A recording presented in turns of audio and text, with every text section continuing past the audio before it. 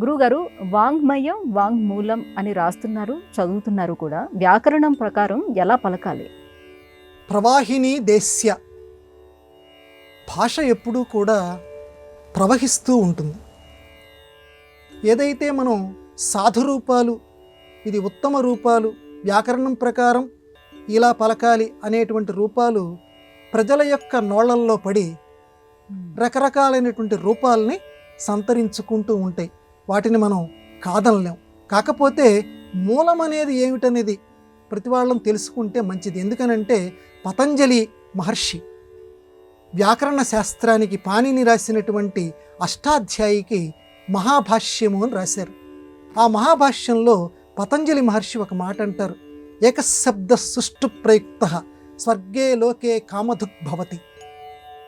ఒక శబ్దాన్ని, ఒక పదాన్ని దోషము లేకుండా గనక పలికితే ఆ పదంలో ఉన్నటువంటి ఒక్కొక్క అక్షరానికి అన్ని వేల సంవత్సరాలు ఆ అక్షరం స్వర్గలోకంలో కామధేనువులాగా కోరుకున్నటువంటి ఫలితాలని అందచేస్తుంది. అంత ఫలితాలని నీకు అందచేస్తుంది. కాబట్టి స్పష్టంగా పలకండి, ఉచ్చారణ దోషం లేకుండా పలకండి అని ఆ మహానుభావుడు మహాభాష్యంలో చెప్పాడు.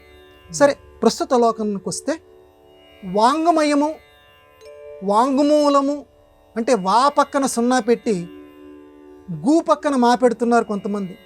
ఆ సున్నా కూడా పెట్టకుండా వాగ్మూలము అని కొంతమంది అంటున్నారు.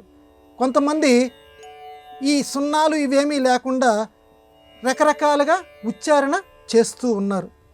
నిజంగా ఏ రూపం అండి అది తెలుసుకుందాం. నిజంగా ఏ రూపం అంటే అనునాసిక సంధి వస్తుంది.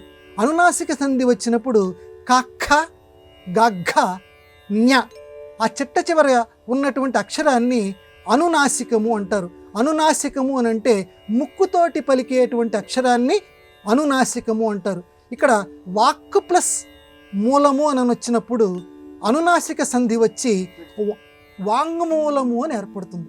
వాంగ్మూలము అంటే అనునాసికం, ఇక్కడ కింద మావత్తు వస్తుంది. కాబట్టి అసలైన రూపం వాంగ్మూలము. ఇప్పుడు పత్రికా భాషలో కానివ్వండి, ఉచ్చారణలో కానివ్వండి వాంగ్మూలము అంటున్నారు. తప్పేమీ లేదు. ఎందుకంటే మనం మొట్టమొదటే చెప్పుకున్నాం కదా, ప్రవాహిని దేశ్య. అసలు రూపం మాత్రం అది. ఇప్పుడు వస్తున్న రూపం ఇది. దీన్ని కూడా మనం గౌరవిద్దాం.